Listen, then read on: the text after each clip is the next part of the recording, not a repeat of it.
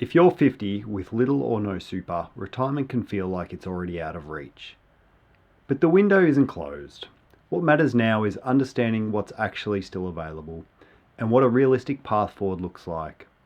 So let me walk you through what's possible from this point and what I'd be focused on if I was starting from scratch at 50. One of the big mistakes I see people make is assuming they've simply run out of time, because once people hit 50 and realise the super balance isn't where they hoped it would be, they often mentally switch off from the idea of retirement altogether. And honestly, I understand why. You look around, you hear people talking about needing $1 million, $2 million, and it can feel like you've missed the opportunity completely. But this is where it becomes important, because retirement planning at 50 is very different to retirement planning at 30. At 30, you mainly have time. At 50, what matters more is direction, structure, and how efficiently you use the next 10 to 15 years. And this is something I see quite a lot in practice. People who feel like they're behind are often in a far better position than they realise. Once we actually strip things back and look at the numbers properly, because here's what most people miss. Retirement isn't a competition against someone else's balance. It's about whether your assets, your spending, and your lifestyle can support the life you actually want. And those are very different conversations. Now, obviously, if you've reached 50 with no super at all, that does create pressure, because you're trying to build a retirement savings over a shorter period of time. But shorter timeframes don't automatically mean impossible. They just mean decisions matter more from here. So if I was looking at this situation from scratch, the first thing I'd be focused on is cash flow. Not investments first, not trying to find some magic return, cash flow. Because if you can't consistently create surplus money to invest, the rest of the strategy struggles underneath it. And this is where people sometimes go wrong. They think the answer is finding a better investment, but often the bigger improvement comes from increasing what can actually be invested consistently over the next decade. That might mean cutting unnecessary debt, downsizing later, working slightly longer, or reducing lifestyle spending that isn't adding real value.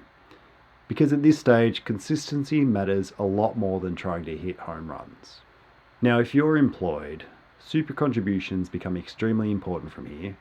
For many people, the 50s can be peak earning years, and that creates a genuine opportunity to use the super system more efficiently. Concessional contributions, salary sacrifice, and making sure you're not leaving contribution room unused can start making a meaningful difference surprisingly quickly. Now, this is general in nature, so your own situation will vary, but structurally, super is a tax environment designed to help retirement savings compound more efficiently over time. And while 10 or 15 years might not sound long, compound growth can still have a substantial impact over that period, particularly if contributions are consistent. But here's the other side people often don't talk about enough. You may not need as much as you think. This is where a lot of fear gets created online. People throw around blanket numbers without any context around spending, housing, or lifestyle, but retirement outcomes vary massively between households. Someone entering retirement mortgage-free, spending modestly, has a completely different required asset base compared to someone carrying debt and spending heavily. And this is why generic retirement numbers can become misleading. Because what matters isn't somebody else's target, it's whether your numbers work for your life. Let's use a very simple example. Say someone reaches 50 with very little super, but they own their own home, can contribute consistently for 15 years, and plan to spend moderately in retirement. That situation looks very different to someone with high debt, no savings discipline, and large ongoing expenses. The starting point matters, but the trajectory matters more from here. This is also where flexibility becomes important, because retirement doesn't always have to mean stopping work completely at 60 or 65. What I often see with clients is the best outcomes sometimes come from gradual transitions instead of hard stops. Maybe that means part-time work for a few years. Maybe it means consulting. Maybe it means reducing expenses before retirement rather than after it. Those adjustments can have a surprisingly large impact over time. And this is where people often underestimate the value of small changes. An extra few years of contributions, combined with fewer years drawing on your portfolio initially, can materially improve how sustainable retirement looks later on. Now, none of this means you ignore risk, because if you're starting later, the temptation can become taking aggressive investment risk to catch up.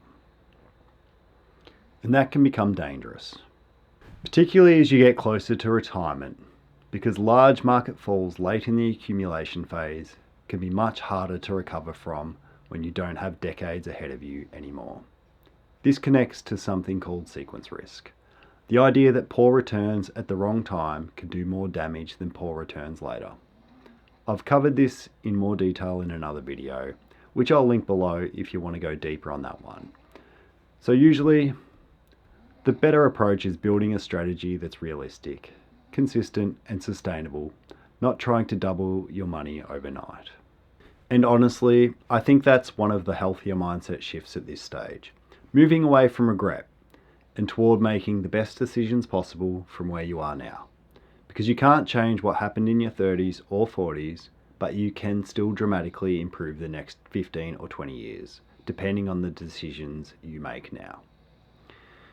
So if you're sitting there at 50 thinking, I've left this too late, what I'd actually encourage you to do is stop thinking in absolutes. Instead, start looking at what income you'll realistically need, what assets you already have, what contributions are possible from here, whether debt can be reduced, and what retirement actually looks like for you personally. Because once you start breaking it down properly, the situation often becomes a lot clearer and a lot less hopeless than it first felt. This is general in nature, so it's important to consider your own situation. But if you're starting later than planned, don't assume retirement is gone. The focus now becomes structure, consistency, and making smarter decisions with the time that's still available to you. If you're approaching retirement and want structured guidance rather than figuring this out alone, I work with Australians in exactly that position. You can find details below.